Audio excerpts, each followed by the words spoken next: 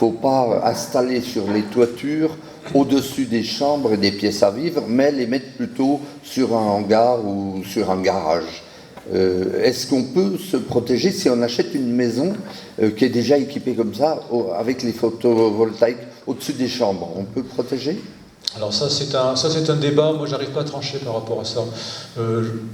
Et dans le doute, moi j'appliquerai un principe de précaution. Si on a une installation photovoltaïque à mettre, donc ce n'est pas de l'installer, il est préférable de la mettre sur des panneaux qui sont extérieurs, plutôt que sous le toit, notamment en chambre d'enfant.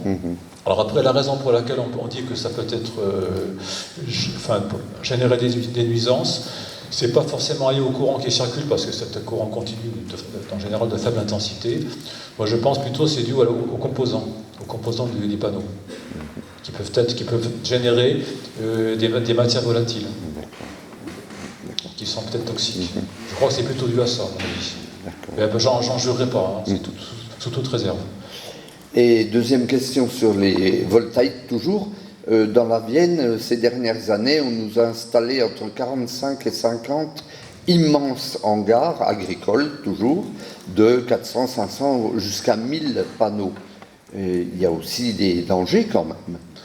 Absolument. Alors, en plus que quand on parle de hangars avec des immenses panneaux photovoltaïques, ça veut dire aussi qu'il faut un réseau électrique de répartition et d'évacuation.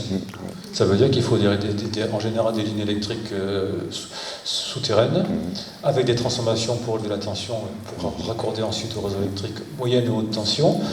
Donc en fait, si vous voulez, un panneau photovoltaïque, c'est pas anodin et c'est pas un système isolé.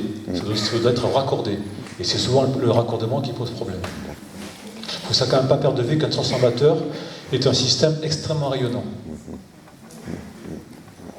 Et même si il est dans un système blindé, dans des cages métalliques, il n'en reste pas moins extrêmement rayonnant.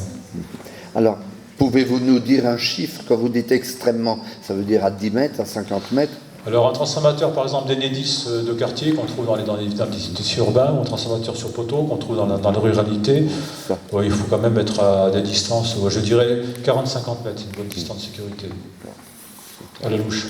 D'accord, merci. Avec plaisir.